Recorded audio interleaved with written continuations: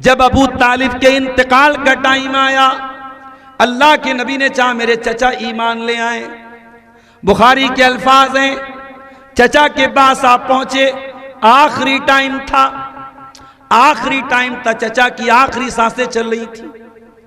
आपने फरमाया या अम्मी कुल ला इलाहा इल्लल्लाह, ऐ मेरे चचा कलमा पढ़ लीजिए, ला इलाहा इल्लल्लाह पढ़ लीजिए।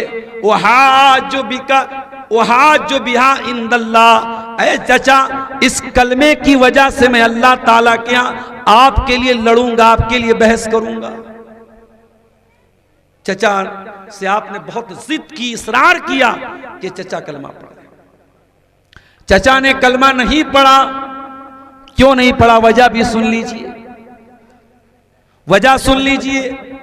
आपके चचा के पास अबू जहल बैठा था और अब्दुल्ला बिन उमैया बैठा था, और ये दोनों बहुत बड़े इस्लाम के दुश्मन थे। इन्होंने अबू तालिब को भड़काया और कहा कि अय अबू तालिब खबरदार, अपने बाप दादा का मजहब न छोड़ना, अब्दुल मुत्तलिब का मजहब मत छोड़ना।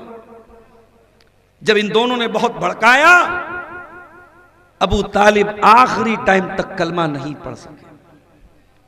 आखिरी जुमला जो अबू तालिब की जुबान से निकला वो क्या निकला, अला मिल्लत अब्दुल मुत्तलिब, मैं अपने बाप अब्दुल मुत्तलिब के मजहब पर दुनिया से जा रहा हूं, अब्दुल मुत्तलिब के दीन पे दुनिया से जा रहा हूं। इससे पता ये चला कि गलत संगत इंसान को बर्बाद कर देती। अगर आप अपने बच्चों और बच्चियों को गलत संगत से नहीं बचाओगे, आप जितनी भी नमाज पढ़ लीजिए, बड़े बड़े मौलाना लोगों की तकरीरें यूट्यूब पर लगा के सुनते रहिए, अगर आपकी लड़की किसी बेहया लड़की के साथ उठती बैठती है, उससे उसकी दोस्ती है, तो आपकी लड़की को बिगड़ने से कोई नहीं बचा सकता। अगर आपका बेटा ज़िनाकारों के साथ बैठेगा, हरामखोरों के साथ बैठेगा, शराबियों के साथ बैठेगा, स्मोकिंग करने वालों के साथ बैठेगा, तो आपके बेटे पर जरूर असर पड़ेगा। मेरे प्यारे, सोहबत का बहुत असर पड़ता है। पीछे से कौन आवाज बार बार कर रहा है? इतनी तमीज नहीं है, प्रोग्राम हो रहा है पीछे है? कयामत के दिन अल्लाह की बारगाह में इंसान पछताएगा और कहेगा या वैलता लैतनी लम अत्तखिज़ फुलानन खलीला, ऐ काश मैंने फला को अपना दोस्त न बनाया होता। बुरे दोस्तों को दोस्त बनाओगे, बुरे लोगों को सहेली बनाओगी मेरी बहनों, बुरे लोगों को साथी बनाओगे मेरे भाइयों, कयामत के दिन पछताना पड़ेगा। अबू तालिब कलमा पढ़ लेते अगर ये दो गुरु घंटाल जाकर के उनके ऊपर प्रेशर डालते। इन दोनों ने जाकर के प्रेशर डाला, अय अबू तालिब खबरदार, अपने बाप दादा का तरीका मत छोड़ना। और आखिरी जुमला जो अबू तालिब की जबान से निकला है वो क्या निकला है, अला मिल्लत अब्दुल मुत्तलिब, मैं अपने बाप अब्दुल मुत्तलिब के मजहब पे दुनिया से जा रहा हूं। चचा का इंतकाल हो गया, अल्लाह के नबी दिल महसूस करके रह गए। चचा कलमा नहीं पढ़ पाए, ईमान नहीं लाए, उसी हालत में इंतकाल हो गया। कुरान की आयत नाजिल हो गई, इन्नका ला तहदी मन अहबब्ता वलाकिन्नल्लाह यहदी मन यशा, ऐ मेरे नबी हिदायत आपके हाथ में भी नहीं, हिदायत का रिमोट कंट्रोल अल्लाह के हाथ में है। अल्लाह जिसे चाहता है हिदायत देता है। ऐ मेरे हबीब, ऐ मेरे नबी, आप भी जिसको चाहें उसको हिदायत नहीं दे सकते। इसीलिए किसी शायर ने बड़ी सही बात कही। क्या कहा, अबू तालिब के किस्से ने हकीकत खोल कर रख दी, अबू तालिब के किस्से ने हकीकत खोल कर रख दी, न हो आंखें तो घर की रोशनी से कुछ नहीं होता। अगर आपके घर में बड़ी बड़ी लाइट जल रही है, ट्यूबलाइट है, मरकरी है, बल्ब है, और आपकी आंखों में रोशनी नहीं है, तो क्या फायदा इन लाइटों का। ईमान की रोशनी अगर आपके पास नहीं है तो नबी का चचा भी ईमान नहीं ला सका मेरे प्यारे साथी। अरे हम और आप खुशनसीब हैं कि हमारा बाप अगर दुनिया से चला जाए, हमारी माँ दुनिया से चली जाए, तो हम दुआ तो कर सकते हैं कि अल्लाह मेरी माँ को बख्श दे, मेरे बाप को बख्श दे। अगर बाप मुशरिक हो, माँ मुशरिक हो, तो माँ बाप के लिए मग़फ़िरत की दुआ भी नहीं कर सकते। हमारे एक दोस्त हैं मुंबई के, बनारस ही के रहने वाले हैं, मुंबई जाके वो बस गए, वही रहते हैं। पहले वो नॉन मुस्लिम थे, हिंदू थे, वो ईमान ले आए। अब वो माशाअल्लाह इस्लाम भी ले आए और थोड़ी बहुत उन्होंने कुरान और हदीस की तालीम भी हासिल कर ली। अच्छा काम कर रहे हैं, दावत का काम कर रहे हैं, गैर मुस्लिमों में भी दावत का काम करते हैं, मुसलमानों में भी करते हैं। तो एक मरतबा मुझसे मुलाकात हुई, तो मैंने पूछा कि आप इस्लाम ले आए, क्या कोई ऐसी चीज़ है जिसकी कमी आपको महसूस होती है? उन्होंने कहा कि शेख साहब बस एक बात की कमी महसूस होती है, काश की मेरे माँ बाप भी ईमान ले आए, काश कि मेरे माता पिता भी मुसलमान हो जाएं। मौलाना साहब मैं ये दर्द कैसे बर्दाश्त करूंगा कि मेरी माँ जहन्नम की आग में जले, मेरा बाप जहन्नम की आग में जले। कहा कि मैं समझा रहा हूं, मैं नसीहत कर रहा हूं, मैं इस्लाम पेश कर रहा हूं, अभी तक मेरी माँ ईमान नहीं लाई है। मौलाना अगर हो सके तो मेरी माँ के लिए दुआ कीजिए, अल्लाह मेरी माँ को हिदायत दे दे। उस नौजवान की आंखों में मैंने आंसू देखा, उसके दिल में एक तड़प थी कि काश मेरी माँ भी ईमान ले आती। मेरे भाइयों, हम और आप खुश नसीब हैं, हमारी माँ हिदायत पर, हमारा बाप हिदायत पर। हम अपनी माँ और बाप के लिए कम से कम मग़फ़िरत की दुआ कर सकते हैं उनके मरने के बाद। एक मुशरिक के लिए मग़फ़िरत की दुआ भी नहीं की जा सकती। हजरत अबू हुरैरा रज़ी अल्लाह ताला अन्हु ईमान लाए, उनकी माँ अभी ईमान नहीं लाई थी। माँ इस्लाम की बहुत कट्टर दुश्मन थी। एक मर्तबा हजरत अबू हुरैरा अल्लाह के नबी के पास आए और आकर के कहने लगे, अल्लाह के नबी मेरी माँ के लिए हिदायत की दुआ कर दीजिए। अल्लाह के नबी ने कहा ठीक है, मैं दुआ करूंगा। दूसरे दिन अबू हुरैरा रोते हुए आए, आपने पूछा कि अबू हुरैरा क्यों रो रहे हो? कहा अल्लाह के नबी मेरी माँ इस्लाम की बहुत कट्टर दुश्मन है और आज उसने ए अल्लाह के नबी आपको गाली दी है, आपको बुरा भला कहा है, आपको लान तान किया है। ए अल्लाह के नबी ये तकलीफ में बर्दाश्त नहीं कर सकता कोई आपको गाली दे। ए अल्लाह के नबी हो सके तो अल्लाह से दुआ कर दीजिए, अल्लाह ताला मेरी माँ को हिदायत दे दे, मेरी माँ को ईमान की दौलत दे दे। मैं ये सदमा नहीं बर्दाश्त कर सकता हूँ, मेरी माँ इस्लाम की इतनी कट्टर दुश्मन है। नबी ने हाथ उठाया, अल्लाहुम्मा हदि उम्मा अबी हुरैरा, ऐ अल्लाह अबू हुरैरा की माँ को हिदायत दे दे। नबी ने दुआ कर दी। अबू हुरैरा फौरन घर वापस आए। घर आए तो दरवाजा बंद था और अंदर किसी के नहाने की आवाज आ रही थी, किसी के गुस्ल करने की आवाज आ रही थी। अबू हुरैरा की माँ ने अंदर से कहा, अरे अबू हुरैरा रुक जा, थोड़ी देर में दरवाजा खोलती हूँ। थोड़ी देर के बाद अबू हुरैरा की माँ ने दरवाजा खोला, देखा माँ ने गुस्ल किया था और अच्छे कपड़े पहने थे और कपड़े पहन के माँ ने अबू हुरैरा को देखते ही कहा, अरे अबू हुरैरा तू रोज मुझे इस्लाम की दावत दिया करता था, तू रोज मुझे कलमे तौहीद की दावत दिया करता था। अरे अबू हुरैरा आज अल्लाह ने तेरी दुआ को सुन लिया है। अरे अबू हुरैरा कान खोल करके सुन ले, अशहदु अल्ला इलाहा इल्लल्लाह व अशहदु अन्ना मुहम्मदन अब्दुहु व रसूलुहु। अबू हुरैरा की माँ ने कलमा पढ़ लिया, इस्लाम लिया।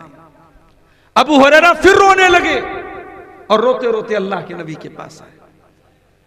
अल्लाह के नबी ने कहा, अबू हुरैरा क्या बात है, आप क्यों रो रहे हो? कहा अल्लाह के नबी ये खुशी के आंसू हैं, पहले तकलीफ में आंसू बह रहे थे, अब खुशी में आंसू बह रहे हैं। अय अल्लाह के नबी अल्लाह ताला ने आपकी दुआ को सुन लिया और मेरी माँ ने कलमा पढ़ लिया, मेरी माँ ईमान ले आई, मेरी माँ इस्लाम ले आई। अय अल्लाह के नबी अब एक छोटी सी रिक्वेस्ट और है। क्या है अबू हुरैरा? कहा अल्लाह के रसूल आप अल्लाह से ये दुआ कर दीजिए कि अय अल्लाह तू अबू हुरैरा और उसकी माँ की मोहब्बत सारे ईमान वालों के दिलों में डाल दे, सारे ईमान वालों के दिलों में अबू हुरैरा की मोहब्बत डाल दे और उनकी माँ की मोहब्बत डाल दे, और अबू हुरैरा के दिल में और उनकी माँ के दिल में सारे ईमान वालों की मोहब्बत डाल दे। अल्लाह के नबी ने फिर से हाथ उठाया और आपने कहा, अल्लाहुम्मा हब्बिब अबा हुरैरा, ऐ अल्लाह तू अबू हुरैरा की मोहब्बत सारे ईमान वालों के दिलों में डाल दे। नबी ने दुआ की और आज नबी की दुआ को 1500 साल गुजर गए और आज भी हर मुसलमान हजरत अबू हुरैरा से मोहब्बत करता है। अरे क्यों ना हो, जो कुरान पढ़ेगा और जो नबी की हदीसों को पढ़ेगा वो अबू हुरैरा से मोहब्बत क्यों नहीं करेगा। अबू हुरैरा वो सहाबी हैं जिन्होंने अल्लाह के प्यारे नबी से सबसे ज्यादा हदीसों को रिवायत किया है। 5374 हदीसों के रावी हजरत अबू हुरैरा रज़ी अल्लाह ताला। तो ईमान सबसे बड़ी दौलत है मेरे प्यारे साथियों, इस ईमान को बचा के रखना। मेरी बहनों, इस ईमान की हिफाजत करना।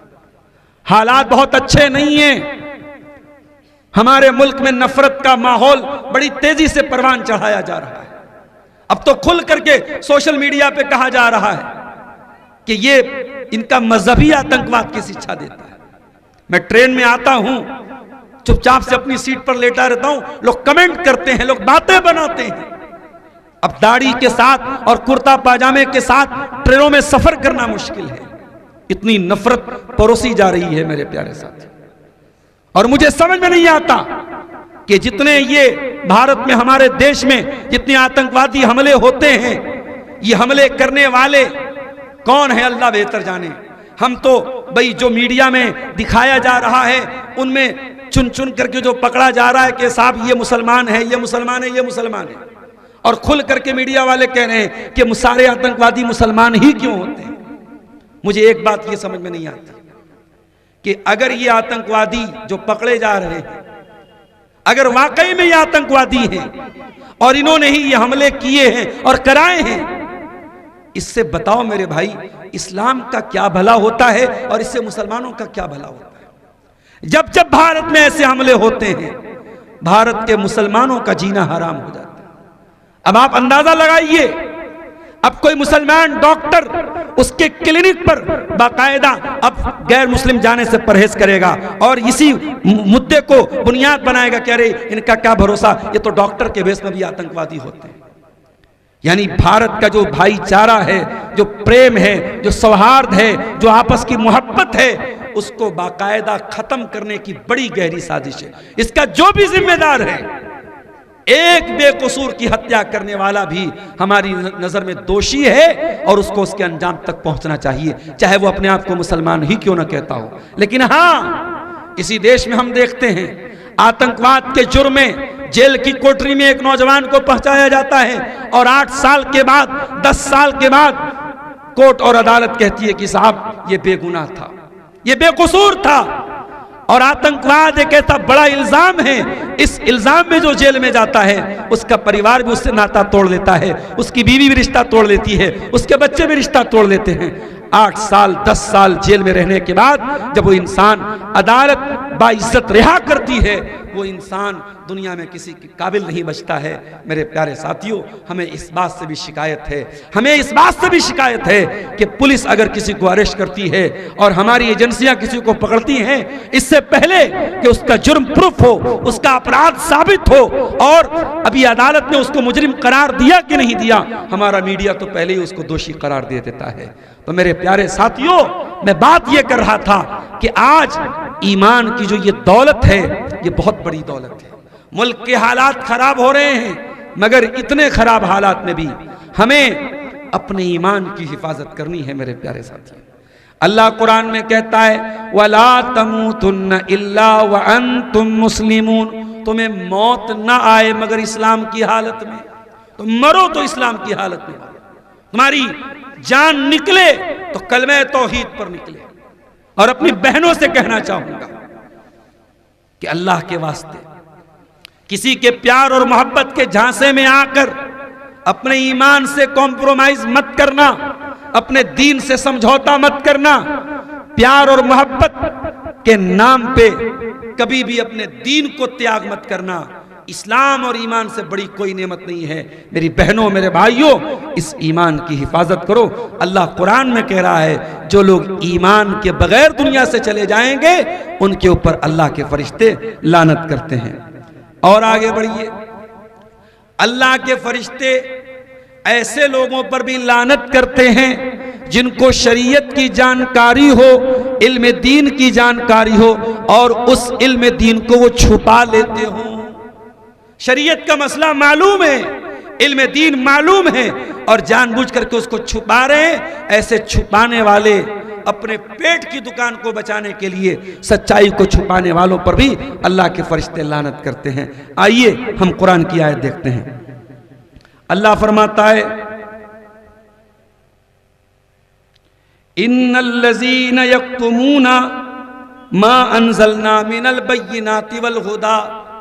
हमने जो आयतों को नाजिल किया है, इन आयतों को जो लोग छुपाते हैं और मिन बादि मा बय्यनाहु लिन्नासि फिल किताब, जिन आयतों को हमने खोल खोल के बयान कर दिया, इन आयतों को जो लोग छुपाते हैं, उलाइका यलानुहुमुल्लाहु व यलअनुहुमुल लाइनून, ऐसे लोगों के ऊपर अल्लाह भी लानत करता है और अल्लाह के फरिश्ते भी लानत करते हैं। तमाम लानत करने वाले लानत करते हैं। इल्म दीन छुपाना यह भी बहुत बड़ा जुर्म है।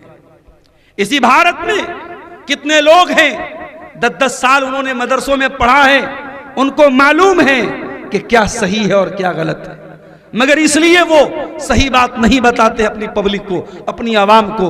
उनकी दुकान बंद हो जाएगी, उनकी शोहरत पर बट्टा लग जाएगा, उनके मसलक के लोग उनको निकाल बाहर कर देंगे।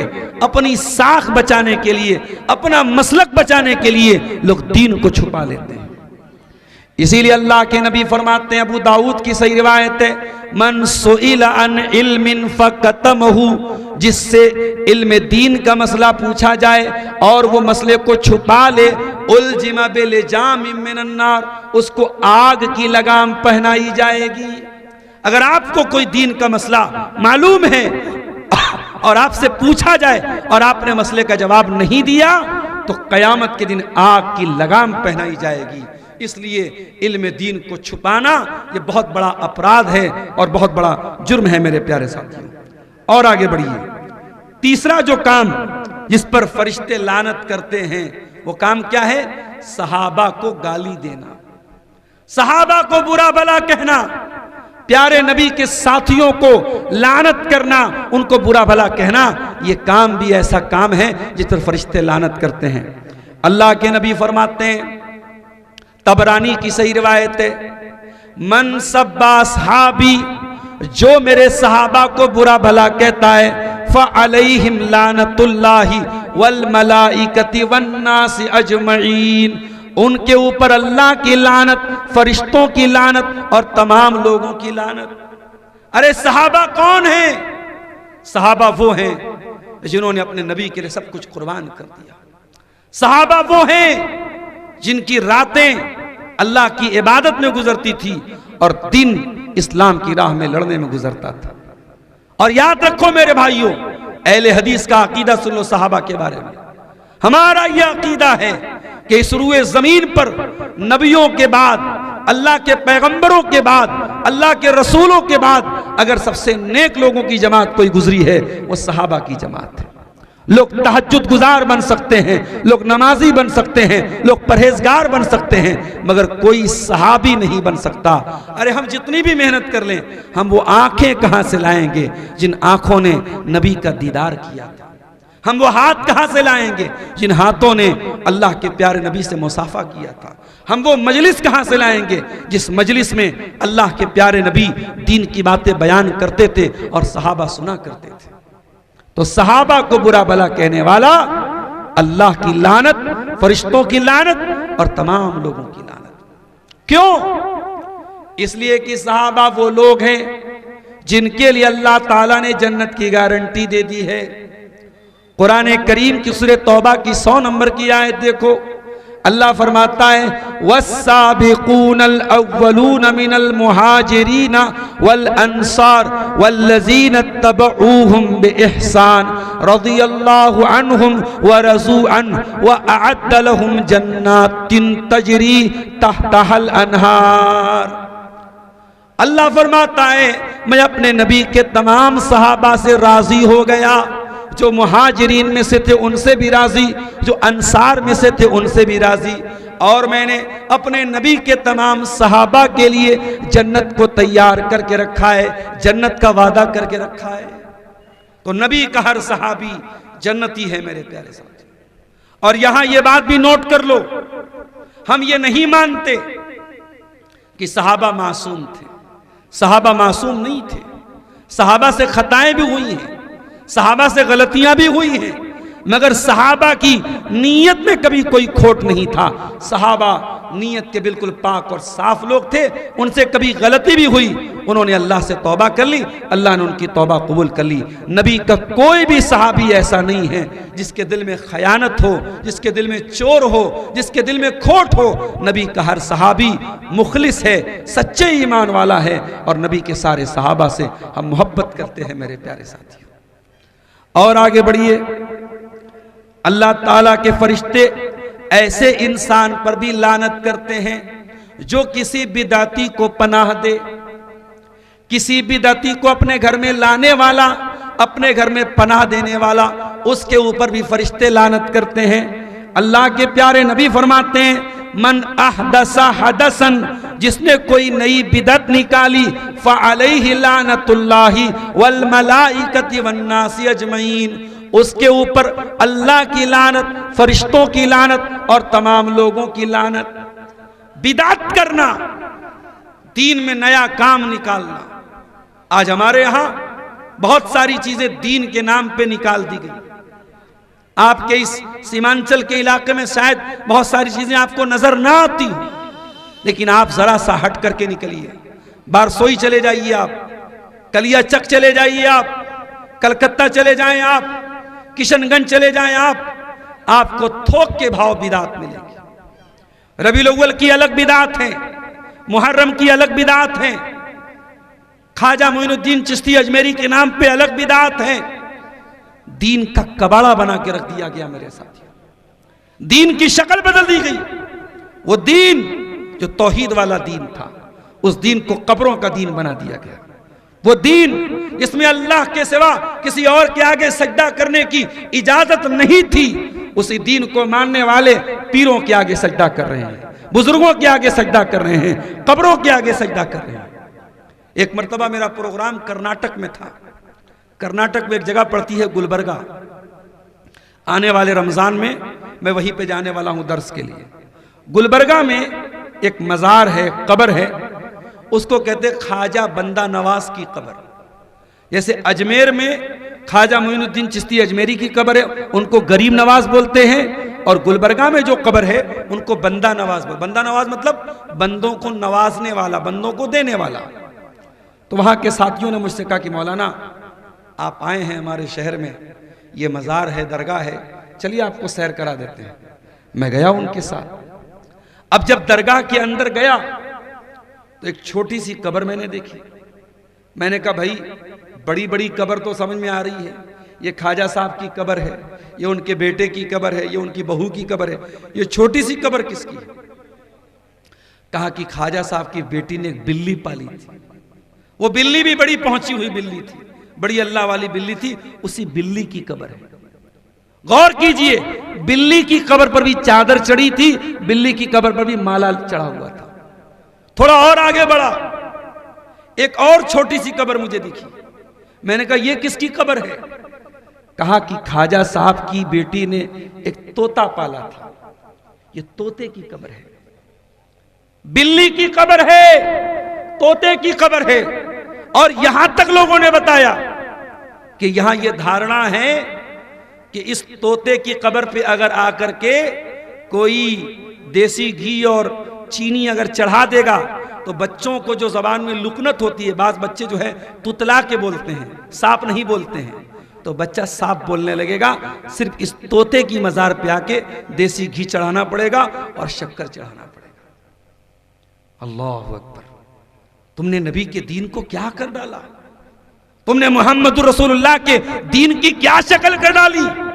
मौलाना अल्ताफ हुसैन हाली ने कहा था, वो दीन जिससे तौहीद फैली जहां में, वो बदला गया आके हिंदोसिता में। शिर्क को बिदअत का गढ़ बना दिया तुमने इस दीन को। कोई तावीज पर भरोसा कर रहा है, कोई हाथ और पैर में धागे बांध के भरोसा कर रहा है, कोई कब्रों पे जाके सर झुका रहा है, कोई पीरों के आगे जाके सर झुका रहा है। कितने घरों में औरतें, उनके पीर आते हैं और औरतें पीरों का हाथ पैर जाके चूमती हैं।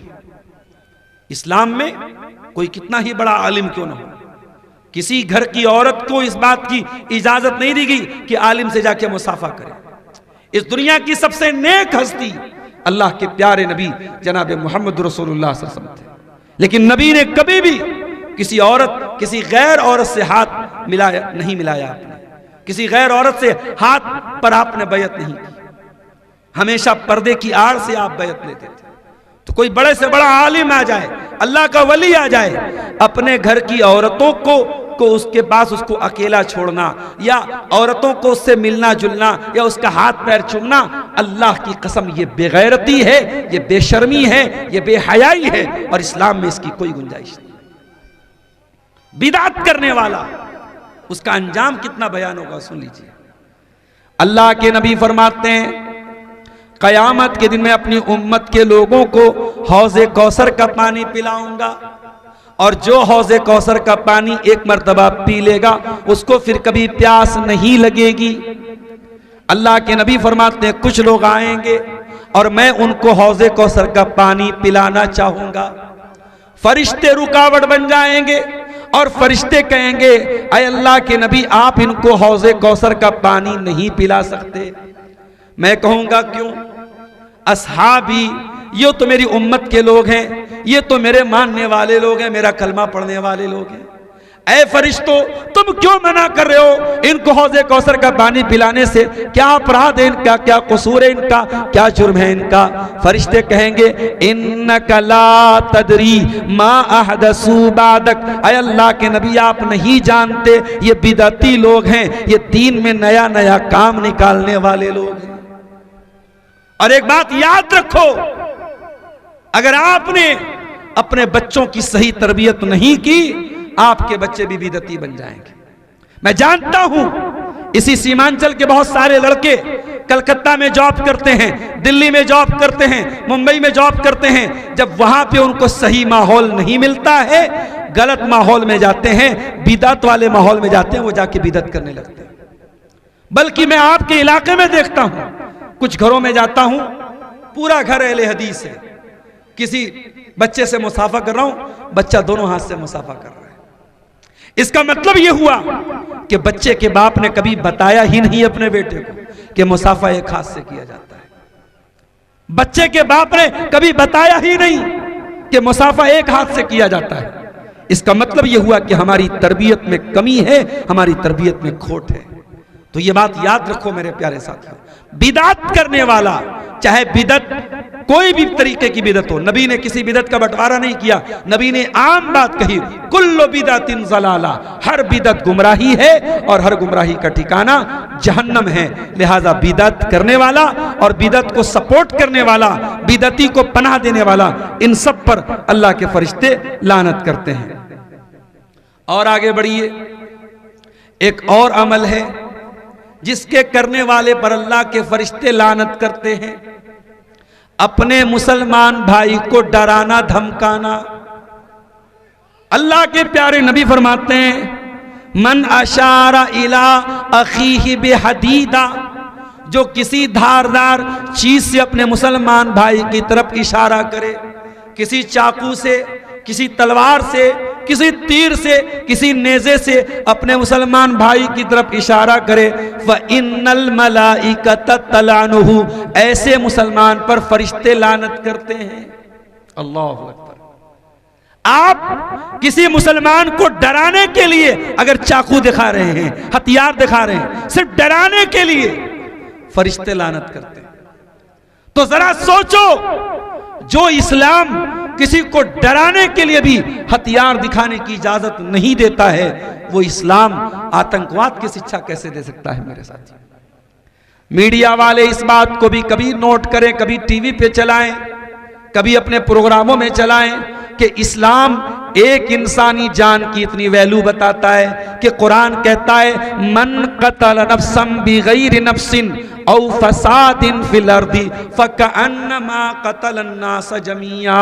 जिसने एक इंसान की हत्या की, एक इंसान की जान ली, उसने पूरी मानवता की जान ले ली, पूरी इंसानियत की जान ले ली।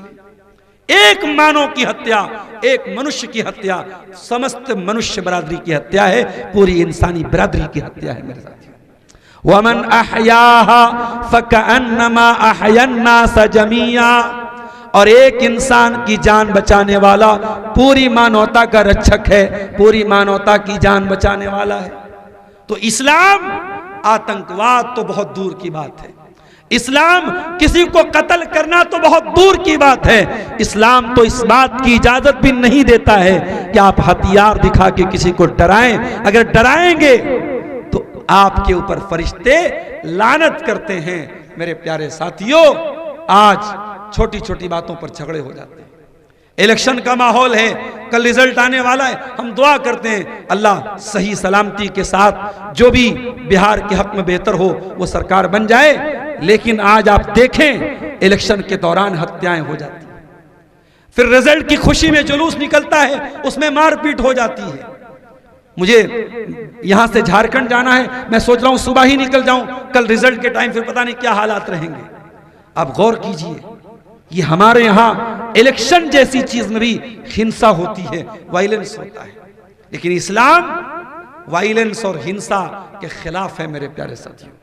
इस्लाम ये कहता है अल मुस्लिम मन सलिमल मुस्लिमून मिन लिसानिही व यदिही। मुसलमान वो है जिसकी जुबान से किसी को कोई नुकसान न पहुंचे, जिसके हाथ से किसी को कोई नुकसान न पहुंचे। आपकी जबान से और आपके हाथ से दूसरे सुरक्षित महसूस करें, तब आप मुसलमान हैं। ये इस्लाम मुसलमान की परिभाषा है, ये मुसलमान की व्याख्या है। और आगे बढ़िए, इस्लामी हुकूमत है, इस्लामी हुकूमत के अंदर कुछ गैर मुस्लिम भी रहते हैं, जो इस्लामी हुकूमत ने उनको एग्रीमेंट कर रखा है कि आप हमारी हुकूमत में रह सकते हैं। उनको शरीयत में जिम्मी कहते हैं। अगर इस्लामी हुकूमत के अंदर कोई गैर मुस्लिम रहता है जिसको इस्लामी हुकूमत ने सुरक्षा दी है, अगर उस गैर मुस्लिम के साथ कोई गलत सलूक करता है और इस एग्रीमेंट को कोई तोड़ता है, अल्लाह के नबी फरमाते हैं जिम्मतुल मुस्लिमीन वाहिदा, सारे मुसलमानों की जिम्मेदारी एक है। अगर एक मुसलमान ने भी किसी को सुरक्षा दी है तो गोया कि सारे मुसलमानों ने उसको सुरक्षा दी है। मन अकफर मुस्लिमन, अगर एक मुसलमान की जिम्मेदारी को आपने तोड़ दिया, उसके एग्रीमेंट को तोड़ दिया, फ़अलैहि लानतुल्लाहि वल मलाइकति वन्नासि अजमईन, ऐसे इंसान पर अल्लाह की लानत, फरिश्तों की लानत और तमाम लोगों की लानत। इसका मतलब यह हुआ इस्लामी हुकूमत में रहने वाला गैर मुस्लिम भी बिल्कुल सुरक्षित रहना चाहिए, उसकी सुरक्षा के साथ कोई खिलवाड़ नहीं होना चाहिए। ये इस्लाम हमें सिखाता है। अगर कोई इस्लामी हुकूमत है, कहीं पर इस्लामिक शासन है और इस्लामिक शासन में अगर कोई गैर मुस्लिम रहता है तो उसको इस्लामी शासन सुरक्षा देता है। उस सुरक्षा की जिम्मेदारी हम सब की है कि उसकी हम सुरक्षा करें, उसकी सुरक्षा के साथ हम कोई खिलवाड़ न होने दें।